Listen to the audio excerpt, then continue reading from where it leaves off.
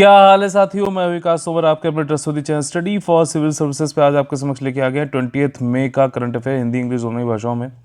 UPSC और state PC examination संबंधित जो उसके प्रीलिम्स और मेंस के एग्जामिनेशन होते हैं और उनके लिए जो इंपॉर्टेंट टॉपिक्स हमारे हो सकते हैं। देखिए, सिंगापुर ने अपने स्कूल को शट डाउन कर दिया है और इसी से संबंधित जो है केजरीवाल जी ने भी एक स्टेटमेंट दे दिया था। अब सेंटर ने ये बोला कि ऐसा है, केजरीवाल जी नहीं करते हैं जो है देश को रिप्रेजेंट, ठीक, हम करते हैं, हम समझाएंगे, हमारे हिसाब से जो है होगा।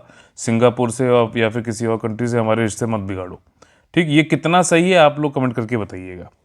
दूसरा जो हमारा टॉपिक है कि इंडिपेंडेंट कोलिजियम सिस्टम, देखिए सुप्रीम कोर्ट और मतलब जुडिशरी में चलता है ना कि वहाँ पे अपॉइंटमेंट होता है, तो उसी तरीके से इंडिपेंडेंट कोलिजियम की मांग हुई है इलेक्शन कमीशन में भी। ठीक, क्यों ये मांग आप लोग समझ ही रहे हो। इलेक्शन जिस समय अभी हुआ कोविड के टाइम पे, जिसकी वजह से इतनी बड़ी त्रासदी हुई है, तो सवालिया निशान उठ रहे हैं और जो हमारे एनजीओ हैं कई सारे, वो अब मांग कर रहे हैं कि जो नियुक्ति हो रही है वो थोड़ा सा कॉलेजियम टाइप से होना चाहिए। ठीक, तीसरा स्टेटमेंट ये है कि बायोलॉजिकल ई नाम की एक कंपनी है और ये कंपनी कब बनी थी आप लोग कमेंट करके बताइएगा किसी को पता है तो। ये जॉनसन की कोविड-19 की जो वैक्सीन है उसको प्रोड्यूस करने की बात कर रही है। हालांकि अभी भारत सरकार ने एक लिस्ट निकाली थी एक हफ्ते पहले कि कौन कौन सी वैक्सीन, जिस मैंने आप लोग को बताया भी था जिसके बारे में कौन कौन, तो उसमें ये नहीं थी। ठीक है, तो ये वाली चीज़ें, राजनयिक उन्मुक्ति यानी कि डिप्लोमेटिक इम्यूनिटी से संबंधित क्या चीज़ें जानेंगे, कौन कौन से कन्वेंशंस में आते हैं। और आखिरी टॉपिक जो है हमारा आज का, हाउ डज 2DG यानी कि डीआरडीओ की नई जो ओरल ड्रग है, ठीक, पाउडर टाइप में है, कोविड-19 के लिए, वो कैसे वर्क करती है, इसके बारे में सब जानेंगे। ठीक, और आगे बढ़ने से पहले आप लोगों को बता दें कि यूपीएससी 2021 और ईपीएफओ 2020 का हमारा नेट पेड ग्रुप चालू होने वाले हैं।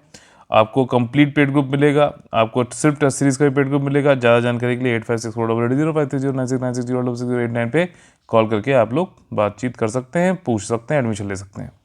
पहला जो हमारा टॉपिक है, सिंगापुर ने अपने स्कूल बंद कर दिए हैं। अब देखो, मैपिंग कर लेते हैं सिंगापुर की। स्टेट ऑफ मलक्का जो है आपका, सिंगापुर और मलेशिया इसके बीच में उसे ही होते हुए जाता है। ठीक, सिंगापुर एक सिटी है, छोटी सिटी है, वहाँ पे एक ऑफिशियल लैंग्वेज में हिंदी भी है और जो है काफ़ी जो है इंडियन मूल के लोग भी वहाँ पे रहते हैं सिंगापुर में। यहाँ पे ये देखिए, ये एक छोटा सा वो है। ठीक, सिंगापुर चांगी इंटरनेशनल एयरपोर्ट है, आप कभी जाएंगे तो आप लोग को दिखेगा ये। और ये सारी चीज़ें छोटी सी है, देखिए। ठीक है, सिंगापुर स्ट्रेट है, मलक्का स्ट्रेट यहीं से होकर जाता है। ठीक, यहाँ पे देखिए कंटेक्स्ट ये है, पीछे मैंने आप लोग से पूछा था इंडियन वेरिएंट। अब देखो एक चीज़ समझ लेना, इंडियन वेरिएंट नाम से इसको जानने के लिए मना कर दिया गया है, WHO ने भी मना कर दिया है। ठीक, इसको हम इंडियन वेरिएंट के नाम से नहीं जानेंगे, कहीं ध्यान रखिएगा आगे। B.1.167। ठीक, अपना इंडियन वाला वैसे क्या था, उसका नाम क्या था, 617 था, ये दूसरा है उससे। ठीक, तो इसलिए कंफर्म, मतलब इसलिए कह रहा हूँ क्योंकि कई लोग कंफ्यूज हो रहे थे। B.1.167 जो है ये वेरिएंट है, या फिर इंडिया वाला भी जो है 617 जो है, ये भी, इसको इंडिया नहीं वाला नहीं बोलेंगे, एक मतलब अलग ही वो है, उसको नाम किसी कंट्रीज नहीं जोड़ा जाएगा, ये WHO ने पीछे कहा था। अब यहाँ पे क्या हो रहा है कि इस वेरिएंट के कई सारे लोग जो है जो चिल्ड्रन है वो अफेक्ट होते हुए दिखे हैं सिंगापुर में। तो सिंगापुर ने तुरंत ही ये डिसीजन लिया और कितने लोग अफेक्ट हुए थे मालूम है, सिर्फ 38 लिए थे, उन्होंने स्कूल बंद कर दिए। भारत में इतने जब लोग मर चुके थे यहाँ पे बड़े बड़े, तब इलेक्शन की रैलियाँ चल रही थी बहुत तगड़ी। ठीक है, तो ये वाली चीज़ है और इसीलिए हमारा अगला टॉपिक भी इलेक्शन कमीशन के कॉलेजियम अपॉइंटमेंट से संबंधित है। देखिए, इसमें यह है कि वायरस का म्यूटेशन जो है ज़्यादा तेज़ी से हो रहा है और ये बच्चों को अटैक करता हुआ दिख रहा है। ठीक, इसमें कई सारी चीज़ें एक थोड़ी अंदरूनी से भी मैंने इसमें इंक्लूड करी हैं ताकि आप लोगों को जो है पूरा कॉन्सेप्ट क्लियर हो जाए। ठीक, देखिए कई सारे चिल्ड्रन ऐसे भी हैं जिनको ये अफेक्ट हुआ तो है इस वायरस से, ये जो नया म्यूटेशन आया है, लेकिन बहुत माइल्ड सिम्टम्स हैं। ठीक, तो उन्होंने कहा कि अभी रोक दो यार, किसी की जान माल का खतरा ना हो। ठीक, ये चिल्ड्रन को ज़्यादा अफेक्ट कर रहा है। ठीक, देखिए यहाँ पे टाइपो एरर है, ये 617 ही है। ठीक, 617 ही है और ये वाला जो है ज़्यादा इफेक्ट, जो हम लोगों ने पहले बात करी थी B.1.617 होगा, यहाँ पे 167 गलत लिख गया, टाइप एरर है। तो देखिए यहाँ पे ये चिल्ड्रंस को ज़्यादा इफेक्ट कर रहा है और इसमें 38 लोग हुए, तो उन्होंने जो है, ये वहाँ का सबसे हाईएस्ट स्पाइक था, समझ रहे हो, 38 लोग सबसे हाईएस्ट स्पाइक है लास्ट सितंबर से हमारे यहाँ तो अभी रोज़ करीबन जो है 4,500 से ज़्यादा तो डेथ हो रही हैं इंडिया में। तो समझिए कितना फ़र्क है दूसरे, मतलब जान माल की खतरे, मतलब कीमत कितनी ज़्यादा है दूसरे देशों में हमारे यहाँ से। मिडिल क्लास गरीब की कोई अहमियत नहीं है। ठीक, दूसरा ये है कि there is no official confirmation, अभी तक ये नहीं हुआ है कि किस तरीके से on how many children have been affected by the new variant of Covid in Singapore. अभी तक कोई मतलब वैसे नहीं है कि कितने और भी लोग हो चुके हैं, बस 38 का ये आंकड़ा एक दिन में सबसे ज़्यादा आया तो उन्होंने स्कूल बंद कर दिए। यहाँ पे जो है 1/5 यानी कि 20% जो जनता है, पॉपुलेशन है सिंगापुर की, उसको वैक्सीनेट किया जा चुका है फाइजर बायोटेक और मॉडर्ना के द्वारा। ठीक, इंडिया में तो इसके अलावा ही चल रही हैं, मतलब ये वाली नहीं चल रही हैं। क्यों? क्योंकि फाइजर वाइजर को जो है बहुत ही कम टेम्परेचर पर रखना पड़ता है उनको जो है सस्टेन करने के लिए। अब जो है अगले उसमें जो इनॉकुलेट यानी कि इंजेक्शन लगवाए जाएंगे, वैक्सीनेशन कराया जाएगा सिंगापुर में 45 साल के नीचे वालों को। ठीक, और यहाँ पे कंट्री में जो है 12 साल के जो ऊपर लोग हैं उनको फाइजर बायोटेक के लिए भी मंजूरी दे दी गई है चिल्ड्रन को सिंगापुर में। अब देखो ये जो वेरिएंट है हमारा, ठीक, ये ज़्यादातर आपका कंसिडर किया जाता है कि प्राइमरी रीज़न है जो कि ज़्यादा सर्ज जो इंडिया में हुआ है उसका भी B.1.617 इंडिया में जो है अभी हैवी सर्ज हो गया है ये अप्रैल मई में, इसका कारण इसी म्यूटेशन को माना जा रहा है। और इसको जो है WHO ने, देखिए ये जो संज्ञा दी है इसको ध्यान रखिएगा, ग्लोबल वेरिएंट ऑफ कंसर्न, चिंता का वैश्विक संस्करण बोला है आपको B.1.617 को। अब मैं कई जगह देख रहा था ये 0.2 भी आ गया इसके बाद। खैर छोड़िए, इसके ये चीज़ है, it is already spread to more than, ये 40 से ज़्यादा कंट्री में फैल चुका है। कई सारे कंट्री ने इंडिया से आने वाले जो पैसेंजर्स हैं उनको रोक भी दिया है। और ये एक रीज़न ये भी है कि जो है ज़्यादा चिल्ड्रन इसलिए अफेक्ट हो रहे हैं इससे क्योंकि जो ये वाला म्यूटेशन है वायरस का, ठीक, कोविड का, ये ह्यूमन सेल्स में ज़्यादा अच्छी तरीके से लैच हो जाता है। जैसे कि ये वायरस कई सारे जो इसके ये कटीले वो निकले हुए हैं, ये सेल में जाके पेनिट्रेट करने में आसानी इन्हीं को इस वाले स्पाइस की वजह से ही हो रहे हैं। ठीक, और ये जो वेरिएंट है ये और ज़्यादा अच्छे से सेल्स में जाके लैच होता है और इन्फेक्शन फैलाता है, तो इसलिए भी जो है चिल्ड्रन में ज़्यादा हो रहा है। अब देखो यहाँ पे एक जो चीज़ है, पहले आप लोगों ने सुना होगा कि बच्चों में तो होता ही नहीं है, ये सुना था ना जनरल। आप इसका साइंटिफिक रीज़न समझ लेते हैं। लैब स्टडी में ये कहा गया है कि ये जो है ACE2 रिसेप्टर्स जो होते हैं, ACE2 रिसेप्टर जो होते हैं उनमें ज़्यादा तगड़े तरीके से चिपकता है जाकर। ठीक, ये कोविड वायरस जो है ये ACE2 रिसेप्टर में ज़्यादा अच्छे से चिपकता है, इसकी वजह से जो है सेल में भी अच्छे से जाके फिर हमारा जो है लंग्स तक पहुंच जाता है बॉडी में। ठीक, हमारे सेल जो है बॉडी में करोड़ों लाखों अरबों सेल्स है ना, उसमें इस वजह से जो स्पाइक्स हैं, ये ACE2 रिसेप्टर जो होता है ये एक तरीके से सेल का गेटवे है, डोर है, दरवाजा है। ठीक, इस पे ये मतलब यहाँ से एक बार इसके थ्रू पहुँच गया, रिसेप्टर के थ्रू सेल के अंदर जाके, तो ये जो है आसानी से पूरे बॉडी में एंटर कर जाता है। अब चिल्ड्रंस में पहले ये कहा जाता था कि कम है, लेकिन अब वाला ये जो है म्यूटेट कर जाएगा। क्यों? क्योंकि चिल्ड्रंस में ACE2 जो कि दरवाजा माना जाता है बॉडी का, वो होते हैं कम। ACE2 का फुल फॉर्म क्या है? एंजियोटेंसिन, ठीक, कन्वर्टिंग एंजाइम, ये है कम। तो इसकी वजह से जो है जो पहले वाले वायरस थे, जो म्यूटेशन जब तक नहीं हुआ था, तो वो आसानी से इसमें घुस नहीं पाते थे हमारी बॉडी में। लेकिन अब जो है ये चिल्ड्रंस में भी अपने आप को म्यूटेट करने के बाद भी इसने अब जो है ACE2 के मतलब कम भी हो तब भी उसमें अच्छे से चिपक जाता है और चिल्ड्रन में भी करने की अब संभावनाएं बढ़ रही हैं। तो ये पूरा केस था। और आप लोग को जरूर बताइएगा कमेंट करके कि किसी व्यक्ति ने, कोई अगर व्यक्ति कहीं का CM है तो क्या मतलब वो क्या एक आम नागरिक तरीके से, जैसे ट्वीट उसने किया कि जो है मतलब एक सिंगापुर का जो है वो बच्चों पे ज़्यादा लग रहा है, अफेक्ट कर रहा है म्यूटेशन, ठीक, और ये इंडिया में भी आ सकता है थर्ड वेव की तरह, ये बात कही गई। तो उस पर सेंट्रल गवर्नमेंट गुस्सा हो गई कि केजरीवाल जो है भारत को रिप्रेजेंट नहीं करते हैं और जो है हम ये जो है देश के रिश्ते मत खराब करिए दूसरे रिश्तों से, दूसरे देशों से। तो ये क्या, ये सही है क्या CM एक आम नागरिक तरह ट्वीट नहीं कर सकता है क्या? तो ये वाली चीज़ है, जरूर बताइएगा कि सही है कि गलत है।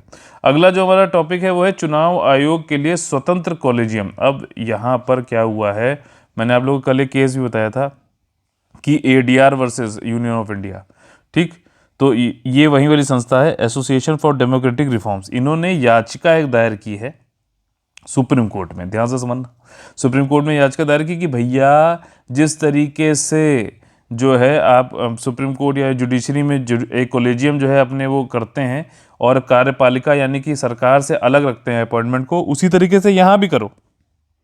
इलेक्शन कमीशन ऑफ इंडिया जो है उसमें भी जो अपॉइंटमेंट हो इलेक्शन कमिश्नर्स का, वो एक इंडिपेंडेंट कॉलेजियम के द्वारा करना चाहिए। ये एक याचिका दायर की गई है सुप्रीम कोर्ट में।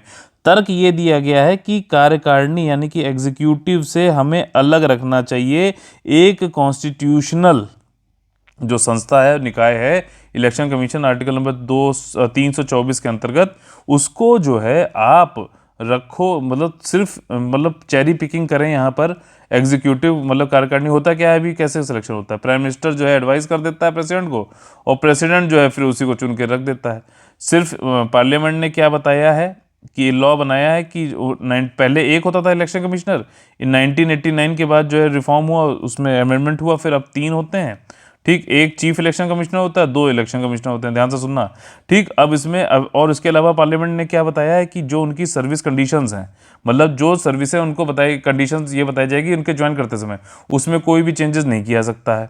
ठीक, एक तो ये, और उनका कितना टर्म होगा ये कुछ चीज़ें हैं जो कि पार्लियामेंट ने लॉ बना दिया है, उसके हिसाब से चल रही। बाकी अपॉइंटमेंट कैसे होगा इसको कहीं भी छुआ नहीं गया। इसमें क्या है कि जो एग्जीक्यूटिव है, एग्जीक्यूटिव का हेड कौन होता है हमारे पार्लियामेंट्री फॉर्म ऑफ डेमोक्रेसी में, प्राइम मिनिस्टर। तो प्राइम मिनिस्टर प्रेसिडेंट को बता देता है कि फला फला आदमी को जो है इलेक्शन कमिश्नर बना दो।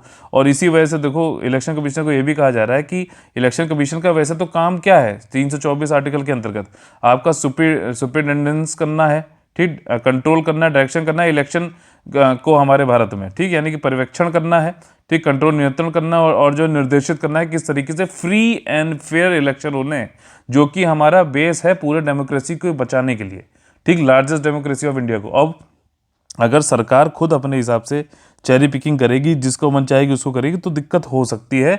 तो याचिका यहाँ पे ज़्यादा उसमें नहीं गए हैं कि भैया क्या गड़बड़ हुआ, क्या हुआ अभी हाल फिलहाल में। बस वो कह रहे हैं कि यार जो एक अपॉइंटमेंट जो नियुक्ति का तरीका है उसमें सिर्फ एग्जीक्यूटिव का जो है हस्तक्षेप नहीं होना चाहिए, सिर्फ वहीं लोग अपने चॉइस अनुसार ना करें। इसमें जो है बाकी भी कुछ जो है एक कॉलेजियम टाइप का बना दो जिसमें सभी लोग हों और फिर वाली चीज़ हो। ठीक, तो उसके लिए जो है क्या बताया गया है वो अभी हम देख लेते हैं। ठीक, तो ये पूरी चीज़ समझ में आ गई। आर्टिकल नंबर 324 के अंतर्गत जो है इन्होंने अपॉइंटमेंट की जो बात कही गई उसका कुछ लागू नहीं हो रहा है। एक उन्होंने कहा है कॉलेजियम बनाओ, मेन चीज़ है जो अपने प्राइम मिनिस्टर अपने हिसाब से जो है पिक एंड चूज़ करते हैं। रिकमेंडेशन क्या है, कमेटी कई सारी, अच्छा कमिटीज़ का जो है रिकमेंडेशन, कई सारी समितियों का सिफारिश भी आई है।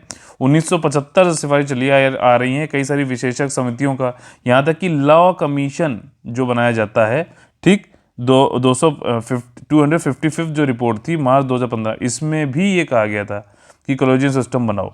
ठीक, और 2009 में आपका सेकंड ARC जो आया था, सेकंड एडमिनिस्ट्रेटिव रिफॉर्म कमीशन, ठीक, उसकी जो चौथी रिपोर्ट थी उसमें भी कॉलेजियम सिस्टम की बात कही गई थी चीफ इलेक्शन कमिश्नर और इलेक्शन कमिश्नर के लिए। ठीक, अब जो चौथी रिपोर्ट आई थी आपकी दूसरे प्रशासनिक सुधार आयोग की, उसमें उन्होंने ये कहा था कि एक न्यूट्रल, ठीक, एक न्यूट्रल और इंडिपेंडेंट स्वतंत्र कॉलेजियम बना दो, जिसमें कि कौन कौन होगा, एक तो प्राइम मिनिस्टर हो जाएंगे, दूसरा जो है स्पीकर हो जाएगा, तीसरा जो है इसमें लीडर ऑफ अपोजिशन हो जाएगा, चौथा जो है इसमें आपका लॉ मिनिस्टर हो जाएंगे, ठीक, और पांचवा जो है डिप्टी चेयरमैन हो जाएगा आपका राज्यसभा का। ठीक, राज्यसभा का चेयरमैन कौन होता है बताइए कमेंट करके। तो ये 1 2 3 4 5 लोग हो जाए, ये सब लोग मिलके जिसको पता है वो करो यार। तो 3-2 का रेशियो तो बनेगा ना। अभी तो सिर्फ क्या हो रहा है, ये बंदा कर रहा है खाली, जो इसको बता देता है अपने हिसाब से, उस हिसाब से होता है। ठीक, तो या फिर एग्जीक्यूटिव वैसे अच्छा बताइए किसको बोलते हैं कार्यपालिका को, जो काउंसिल मिनिस्टर होता है, मंत्रिपरिषद होता है, उसको बोला जाता है आर्टिकल नंबर कौन सा 74 के अनुसार। तो ये वाली चीज़ है। अब दिनेश इसी के अलावा जो है दिनेश गोस्वामी कमेटी भी जो थी, उन्होंने भी एक मतलब ये बोला था कि कंसल्टेशन तो भैया होना चाहिए प्रभावशाली, तो और न्यूट्रल अथॉरिटीज़ होनी चाहिए, जैसे चीफ जस्टिस ऑफ इंडिया से बात कर लो, पूछो, उससे कंसल्टेशन करो, लीडर ऑफ अपोजिशन कंसल्टेशन करो, तब इलेक्शन कमिश्नर बनाओ। ठीक, आपका जस्टिस टाकुंडे कमेटी, अच्छा ये कमेटी के नाम भी याद रखना कि ये किससे संबंधित है, इलेक्शन से संबंधित है। ठीक, 1975 में जो जस्टिस टाकुंडे कमेटी थी, इन्होंने भी क्या बोला, इन्होंने भी ये बोला कि इलेक्शन कमिश्नर के मेंबर्स को चुनने के लिए अपॉइंटमेंट जो करते हैं प्रेसिडेंट, वो किसकी एडवाइस माने, प्राइम मिनिस्टर की, लीडर ऑफ अपोजिशन की, लोकसभा में जो है, और चीफ जस्टिस ऑफ इंडिया की। ठीक, तो दिनेश गोस्वामी से बस इन्होंने यहाँ पे चीफ लीडर ऑफ अपोजिशन और जोड़ दिया। ये सारी चीज़ें। अभी क्या सिस्टम चल रहा है, अभी तो वही है कि भैया सीधे प्रेसिडेंट को जो है प्राइम मिनिस्टर जो बता देता है उसके हिसाब से चुन लिए जाते हैं। एक एक जो है चीफ इलेक्शन कमिश्नर होता है, दो जो है सिर्फ इलेक्शन कमिश्नर होते हैं। ठीक, आर्टिकल नंबर 324(5) में पार्लियामेंट ने जो है क्या टर्म्स और कंडीशन होंगे और क्या टेन्योर होगा इलेक्शन कमिश्नर का, ये खाली बताता है। इलेक्शन कमिश्नर हमारे भारत का एक संवैधानिक निकाय है और स्वतंत्रता पे काम करता है। ठीक, और ये इलेक्शन कराता है आपका जो है यूनियन और स्टेट इलेक्शन। हालांकि पंचायत के इलेक्शन कौन कराता है, स्टेट इलेक्शन कमीशन कराता है, ध्यान रखना। ठीक, और आर्टिकल नंबर 324 में क्या है, पर्यवेक्षण, निर्देशन और नियंत्रण की बात की जाती है, यानी कि एसडीसी सुपरिटेंडेंस डायरेक्ट और कंट्रोल द इलेक्शंस होता है। ठीक, इलेक्शन कमिश्नर जो है 1989 के बाद से आपके एक इलेक्शन चीफ इलेक्शन कमिश्नर हो गए और दो इलेक्शन कमिश्नरशिप हो गए। तो ये तो हो गया चीज़ यहाँ पर। अच्छा देखिए, आप लोग से ये अनुरोध भी है और आप लोग को एक चीज़ बताना चाहता हूँ कि जैसे मैं आंसर ये वाले जो आ रहे हैं, फ्री प्रैक्टिस है ये हमारे फ्री टेलीग्राम का जो चैनल है उसमें आप लोग जुड़ भी गए हैं, कई लोग, सब लोग आंसर लिख भी लें, it's a very good thing. मैं मॉडल आंसर कई लोग के बताता भी हूँ, कई लोग के मैं चेक भी कर देता हूँ, लेकिन कई बार मैं नहीं भी कर पाता हूँ। उसके पीछे दो रीज़न है, एक तो मेरे पास समय है कम, और दूसरी चीज़ है ये है कि आप लोग खुद भी जब तक एग्जामिनर की तरीके से किसी और का क्वेश्चन नहीं, किसी और का आंसर नहीं चेक करोगे तब तक आप कैसे समझोगे। आप सिर्फ ये लिखते हो, क्या आप कभी एग्जामिनर तरीके से सोचो कि क्या क्या इस क्वेश्चन में मैं देखना चाहता हूँ कि लिखा जाना चाहिए। ठीक, कई बार आप लोग जब दूसरे का आंसर पढ़ोगे, खुद इवेल्युएट करोगे, तो उससे आपका एक जो अलग एक डायमेंशन खुलेगा। वो मैं चाहता हूँ कि आप लोग करो, तो उसको आप लोग कर नहीं रहो, सिर्फ मेरा वेट करते रहोगे तो ये जो है फ्रूटफुल नहीं हो पाएगी एक्सरसाइज। ठीक, तो ये जरूर करिए। अगला जो क्वेश्चन है आज का हमारा क्वेश्चन नंबर 5 ये है कि what is the constitutional role of election commission. ठीक, और क्रिटिकली एनालाइज करिए how much it has succeeded in fulfilling its constitutional role. ठीक, चुनाव आयोग की संवैधानिक भूमिका क्या है और आलोचनात्मक विश्लेषण करें कि यह अपनी, यानी कि इलेक्शन कमीशन अपनी संवैधानिक भूमिका को पूरा करने में कितना सफल रहा है। ये क्वेश्चन है, जरूर इसको लिखिए आप लोग पेड ग्रुप में, जो लोग फ्री वाले चैनल पे हैं सब लोग लिखिए, आपस में इवेल्युएट जरूर करिए। अगला जो हमारा टॉपिक है बहुत ही इजी, जॉनसन की कोविड-19 वैक्सीन का उत्पादन बायोलॉजिकल ई द्वारा किया जाना है। बायोलॉजिकल ई जो है ये एक कंपनी का नाम है, स्वदेशी मूवमेंट के टाइम पे चालू हुआ था। बहुत अच्छी बात मुझे लगी, स्वदेशी मूवमेंट समझ रहे हो ना, कौन सा वाला, बंगाल के विभाजन के बाद वाला। और मतलब फिर ऑपरेशन मतलब बन गया था, स्टेब्लिश हो गया था, लेकिन बाद में जो है 1953 से इसने अपना जो है कार्य करना अच्छे से चालू किया था सारा कुछ। ठीक, तो ये वाली चीज़ है। इसी कंपनी को अभी जॉनसन के साथ में कोविड-19 वैक्सीन बनाने का जो है बात इनकी चल रही है, और ये जहाँ तक है कंट्री के लिए जो है जो शॉर्टेज हो गई है वैक्सीन की, उसकी सप्लाई को पूरा करने में जो है आसानी करेगी। हालांकि उन्होंने ये कहा है कि हम जो, अच्छा ये खुद की भी अपनी बना रहे हैं, जो मैंने आप लोग को बताया था ना कि कौन कौन वैक्सीन बनाएगा दिसंबर तक, 216 वो मिल जाएंगी, मिलियन या करोड़ कितनी थी। ठीक, तो ये जो बताया था कि 2 बिलियन तक पूरी हो जाएगा, उसमें बायोलॉजिकल ई अपनी भी एक वैक्सीन बना रहा है और जॉनसन की जो बनाई हुई वैक्सीन है बस उसको क्या है, उसकी कॉपीज़ बनाएगा।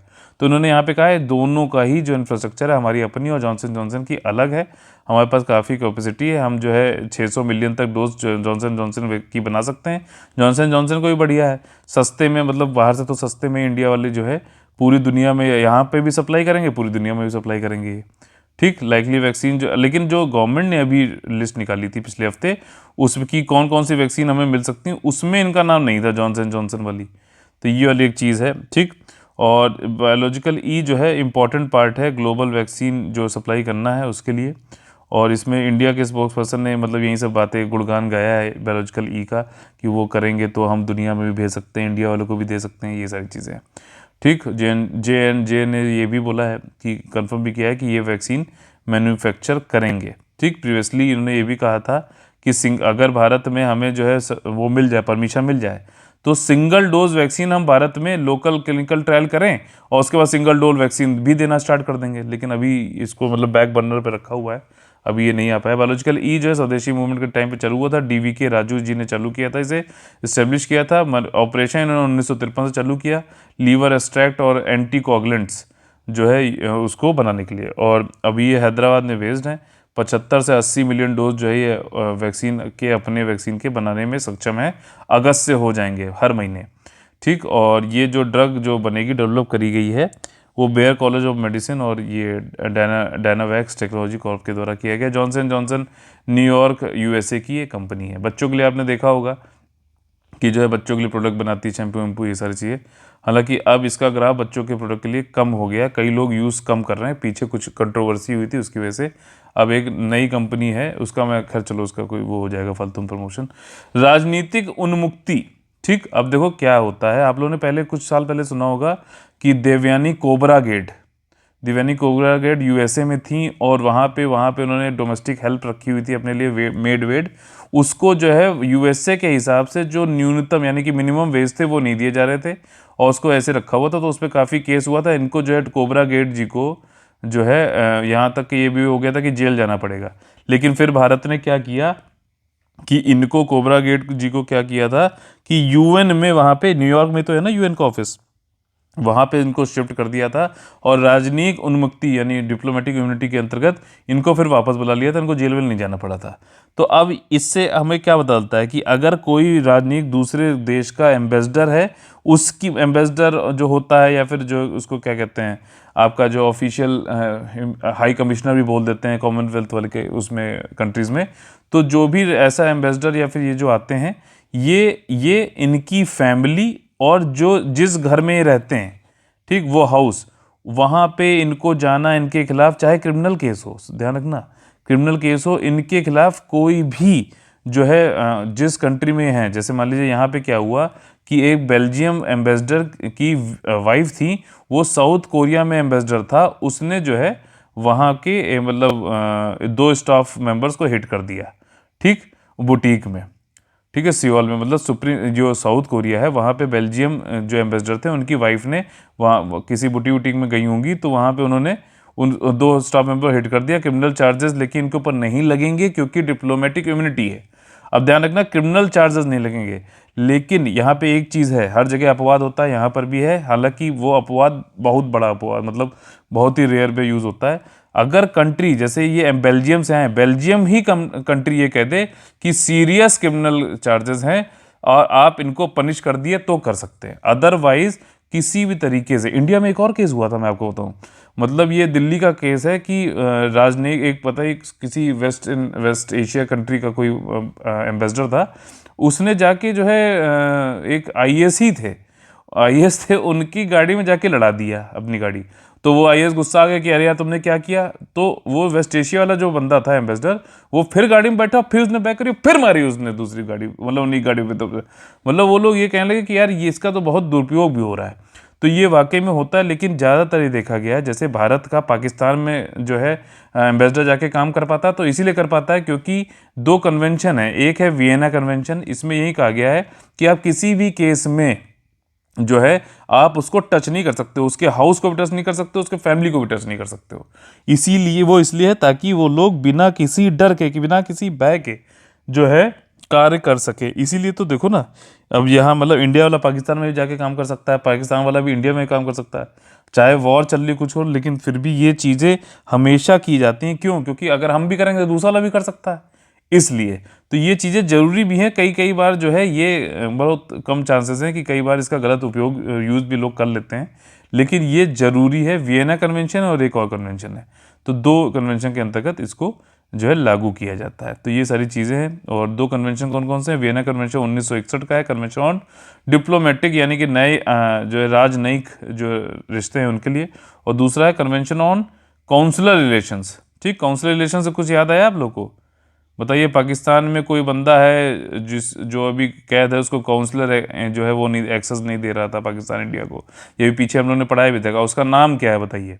ठीक, अगला जो ये है कि ये रेटिफाई भारत ने भी कर रखा है। अच्छा, रेटिफिकेशन का मतलब जानते हो क्या होता है?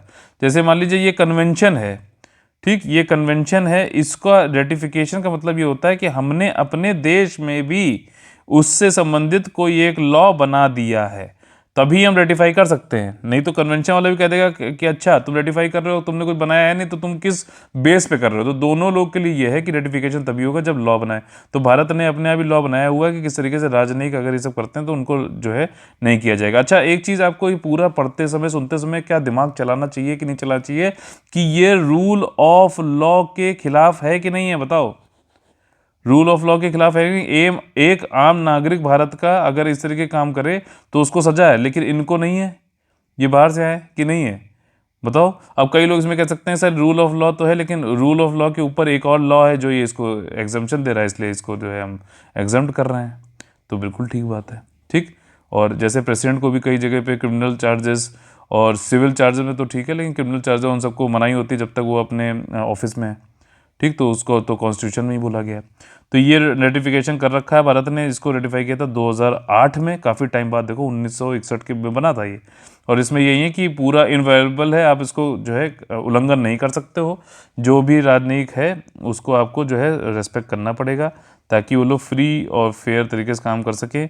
और सीरियस क्राइम अगर है तो बोल दे, अगर जैसे यहाँ पे बेल्जियम वाला बोल दे कंट्री कि हाँ यार जब बंद करो इसे, ये महिला जो है बुटीक में जाके यहीं करती है, तो इसलिए फिर उनको हो सकता है, लेकिन ऐसा बहुत मुश्किल होता है, ठीक।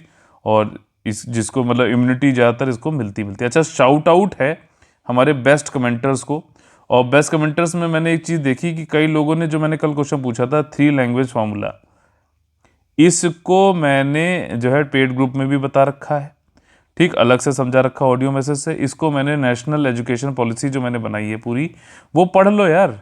जो पिछली बार भी मेंस में भी आया, यूपीएससी के मेंस में भी आया क्वेश्चन इससे, मुझे मालूम था इससे क्वेश्चन आएगा और भी जगह, और आएगा, आगे भी आएगा। इसको पूरा नेशनल एजुकेशन पॉलिसी पढ़ लेना, देख लेना वीडियो, 40-45 मिनट का है, करीबन 10 साल ये चलेगी पॉलिसी, तो कम इसको तो करना ही चाहिए आपको, 45 मिनट इज़ नथिंग। तो अगर आप इसको कर लेते तो आप लोग को 3 लैंग्वेज फार्मूला पूरा समझ में आ जाता। तो सबने लिखे तो आंसर्स कई लोगों ने, लेकिन 3 लैंग्वेज फार्मूला मैंने कहा है कि सब लोग सारे आंसर जो लिखेंगे सिर्फ उनका वहाँ पे यहाँ पे किया जाएगा शॉर्ट आउट। तो आज अमन दीपांकर जी, शुभम राज जी और नीलम कुमारी जी और सौम्य सिंह जी, इन्हीं ने ही जो है ये वाला लैंग्वेज 3 लैंग्वेज फार्मूला वाला भी आंसर दिया था। बाकी मैंने कई लोगों को देखा कि ईरान जो है वो कुवैत से बॉर्डर नहीं टच करती है, पता नहीं कैसे लोग को लग रहा है कि टच करती है कुवैत से, कैसे आप लोग को लगा, ये एक बार उसको चेक कर लेना। अच्छा, एक चीज़ और है डिस्क्लेमर, कल मैंने जब आंसर पूछा था क्वेश्चन यूपीएससी की मेंस आंसर राइटिंग वाला, तब वहाँ पे क्या था कि मैंने बोला था कि नोलन कमेटी, तो वो नोलन कमेटी एक्चुअली एथिक्स में पब्लिक सर्विस जो होती हैं उसकी क्या वैल्यूज़ होनी चाहिए उससे संबंधित है। और जो गुड गवर्नेंस वाली है वो वर्ल्ड बैंक की एक डेफिनेशन है, उसमें उन्होंने बता रखा है consensus, rule of law, responsiveness, efficiency, effectivity, participation, accountability, transparency, ठीक। तो इस तरीके से जो है आपका ये वाले जो है गुड गवर्नेंस को बढ़ावा देते हैं। तो इस तरीके से 2 चीज़ें आपने सीख ली मेरी गलती की वजह से, उसके लिए सॉरी है। फिर भी कई लोगों ने क्रॉस चेक करके किया था, सतर्क रहते हैं बच्चे, उन्होंने सही लिखा था आंसर। अच्छा देखिए, अगला जो हमारा टॉपिक है कि 2G डीआरडीओ की नई ओरल ड्रग आ गई है कोविड-19 के लिए, 2DG, ठीक। इसका फुल फॉर्म है 2 डिऑक्सी डी ग्लूकोज, ग्लूकोज जैसा ही है इसलिए आसानी से और एविडेंटली मिल जाता है। और दूसरी बात यह है, ये प्रिवेंटिव मेडिसिन नहीं है, एक बार जिसको कोविड हो गया है, माइल्ड सिम्टम है, उनको दिया जाएगा, ये बचाती नहीं। जैसे हम लोग कहते हैं ना काढ़ा पियो, हल्दी वाला दूध पियो, गोल्डन मिल्क जिसे बोलते हैं, वो सब प्रिवेंटिव में आते हैं। ये क्या है, ये एक क्यूरेबल डिजीज मतलब वो ड्रग है, जब आपको कोविड हो गया है उसके बाद है, ग्लूकोज है और ये सारी चीज़ें इसलिए ईजिली बन जाती है। पिछले 1 साल से इसका ट्रायल चल रहा था, फाइनली हो गया है ये, और ये पाउडर के रूप में होता है, पाउडर के रूप में आप पानी मिलाओ, घो और पी जाओ, ठीक। तो नॉर्मल के लिए नहीं, जो लोग ऑलरेडी हैं कोविड के पेशेंट उनके लिए है। और सबसे बड़ी बात, जो लोग इसका सेवन करेंगे उनको ऑक्सीजन की कमी जो है कम पड़ेगी, जिसकी वजह से हमारे यहाँ बहुत लोग की डेथ हो गई, ठीक। तो ऑक्सीजन की जो है कमी कम पड़ेगी इस वाली 2 डिऑक्सी डी ग्लूकोज के ड्रग से, जो जिसको कि डीआरडीओ ने बनाया है उनके जो है एक संस्था के साथ में, और डॉक्टर रेड्डी जो लेबोरेटरी है उनके साथ में मिलकर इसको बना रहे हैं, ठीक। 17 मई को ये इसको जो है हर्षवर्धन जी और राजनाथ सिंह जी, क्योंकि डीआरडीओ डिफेंस से संबंधित है, तो इन दोनों ने मिलकर इसको रिलीज़ कर दिया, पहला बैच जो स्वदेशी वाली ये बनी है। तो ये सारी चीज़ें यहाँ से संबंधित थी। अच्छा, इसको 1 मई को ही, जो हमने पहले बताया कि नेशनल ड्रग रेगुलेटर कौन है, राष्ट्रीय दवा नियामक कौन है, drug controller general of India, उसने जो है इसको बोल दिया था ठीक है, सहायक चिकित्सा जो है ये वाले इसको अलाउ कर दिया था, जाइए। मॉडरेट टू सीवियर कोविड-19 पेशेंट में यूज़ हो सकती है, याद रखिएगा, पहले प्रिवेंट नहीं करती है, जिनको हो गया उनके है। डीआरडीओ ने आपका institute of nuclear medicine and allied sciences जो है इनमास दिल्ली इनके साथ में मिलकर किया है, और इसको हैदराबाद की जो डॉक्टर रेड्डी लेबोरेटरीज है इसके साथ में ये इसको प्रोड्यूस करेगी, ठीक, मैन्युफैक्चर करेगी। और ये एक चीज़ इसमें अच्छी है 2DG में कि ये जो सेल जो कि जो है कोरोना के सार्स CoV-2 से जो है पीड़ित हैं, मतलब प्रभावित हैं, जो इन्फेक्टेड हैं, उन्हीं सेल को जो है ये वो करता है, मतलब टारगेटेड टाइप से है, तो ये और अच्छी बात है, ठीक, और अच्छी बात है। इसलिए क्या होता है कि जल्दी ये इसका प्रभाव दिखने लगता है। जो लोग कोविड से हैं उन लोग को ऑक्सीजन की कमी भी कम पड़ती है, और जो है उनके सिम्टम्स भी जल्दी खत्म हो जाते हैं, ठीक, तो जल्दी रिकवरी होने में इनका जो है इसमें काफ़ी बड़ा हाथ है, ठीक। ये चीज़ में है कि वायरस ये प्रिवेंट करता है, वायरस इन्फेक्टेड वाले सेल जो है उन्हीं पे जाके वायरस का सिंथेसिस को स्टॉप कर देता है, एनर्जी प्रोडक्शन को स्टॉप कर देता है, और ये वायरली इन्फेक्टेड सेल को ही करता है। ये इसकी यूनिकनेस जो मैंने अभी आपको बताया, और इससे काफ़ी बेनिफिट मिल रहा है। क्लिनिकल ट्रायल ये बताया गया अप्रैल 2020 पिछले साल से चालू हुआ था, और फिर ये जो है आपका इस साल मार्च तक चला 2021 में, और अभी कई जगह होते हुए अब इसको फाइनली 1 मई को दे दिया गया। किसने दिया है? DGCI ने दिया है, ठीक, DCGI, ठीक है। और ये चीज़ को ये मतलब कोविड-19 पे टेस्ट हुआ, ये सारी चीज़ें हैं, काफ़ी मतलब अच्छा है, इसका प्रभावशाली भी बताया गया है, और ये फास्टर जो है इसको रिकवरी देता है, क्योंकि ये इन्फेक्टेड वाले हैं उन्हीं पे ही वो करता है, ठीक। तो ये नहीं है कि रैंडमली हर सेल पे जाके लिपट रहा है, मतलब ये जो सेल मान लीजिए ये वाला ख़राब है तो इसी पे जा रहा है, ठीक। तो ये अच्छी चीज़ है ना, तो जहाँ पे ज़रूरत है वहीं पे हिट कर रहा है, इसलिए जल्दी होगा इसका प्रभाव। और significantly high proportion of patient जो है उनमें ऑक्सीजन की डिपेंडेंस भी जो है इसने कम कर दी है 42 से 31% तक, ठीक है। और बाई मतलब तीसरे दिन तक जब आप इसको लेना चालू करोगे तो उसके तीसरे दिन से इतना इफेक्ट बढ़िया मिल जाएगा। एडवांटेज इसका यही है कि ये जेनरिक मॉलिक्यूल है, एनालॉग है ग्लूकोज का, इसलिए आसानी से प्रोड्यूस भी हो जाती है और अवेलेबल भी हो जाती है काफ़ी लार्ज क्वांटिटी में।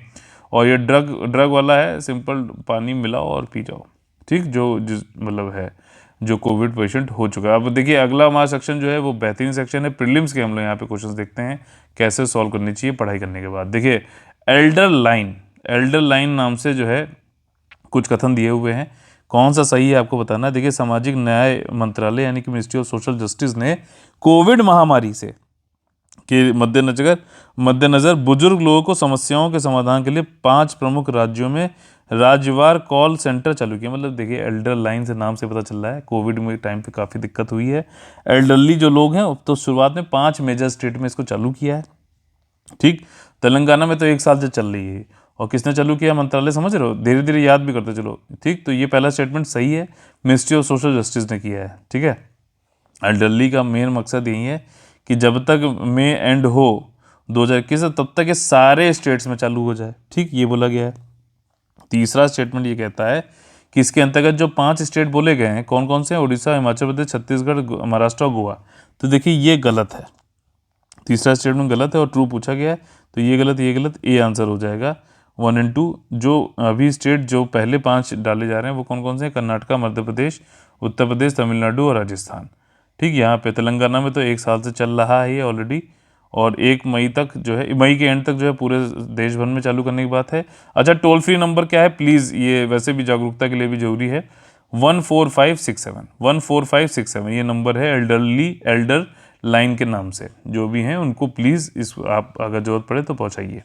अगला जो हमारा क्वेश्चन है वो है कि UN ग्लोबल रोड सेफ्टी, ठीक, सड़क सुरक्षा, वैश्विक सड़क सुरक्षा जो है संयुक्त राष्ट्र का सप्ताह जो था अभी, उससे संबंधित कौन सा गलत स्टेटमेंट बताना है। देखिए UNGRSW विश्व स्वास्थ्य संगठन WHO जो है इसका आयोजित करता है एक द्विवार्षिक, मतलब 2 सालों में एक बार होने वाला अभियान है। क्या स्टेटमेंट सही है गलत है? ठीक, गलत पूछा गया है तो ये स्टेटमेंट जो है सही है। तो अगर सही है तो ये नहीं हो सकता, ये नहीं हो सकता, BNC में से एक होगा। फर्स्ट UNGRSW जो है ये 2010 में हुआ था, देखिए ये गलत है, 2007 में हुआ था, और इसलिए जो है आंसर इसका क्या हो जाएगा? B हो जाएगा, ठीक। और तीसरा स्टेटमेंट ये है कि जो छठा ये अभी जो हो रहा है 17 से 23 मई तक, ये छठा UN global safety road safety week है, तो ये सही है स्टेटमेंट, इसलिए ये नहीं होगा। पहला 2007 में हुआ था और ये छठा है।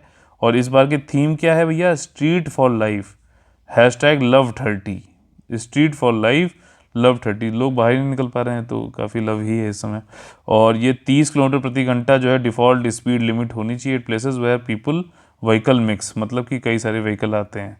तो ये इस बार का थीम है, ये इस बार का जो है छठा वो है संस्करण है। ये सारी चीज़ें आज हमने बात करी, काफ़ी इंपॉर्टेंट चीज़ें थी। पॉलिटीज़ आपसे देखो, कोविड तो ज़्यादा छाया रहता है, लेकिन फिर भी हम जितना डाइवर्सिफाई हो सकता है वो करने की कोशिश करते हैं। इलेक्शन कमीशन से भी था, कई सारे जो है इंपॉर्टेंट हम लोगों ने किए। अगर आप लोगों को पसंद आया है और तो प्लीज़ लाइक का बटन तोड़िए, मैं जोड़ दूंगा, कोई दिक्कत नहीं। शेयर करिए, सब्सक्राइब करिए। जो मैंने क्वेश्चंस दिए हैं, क्वेश्चन नंबर 5, उसको फ्री टेलीग्राम चैनल पर जाके पोस्ट करिएगा।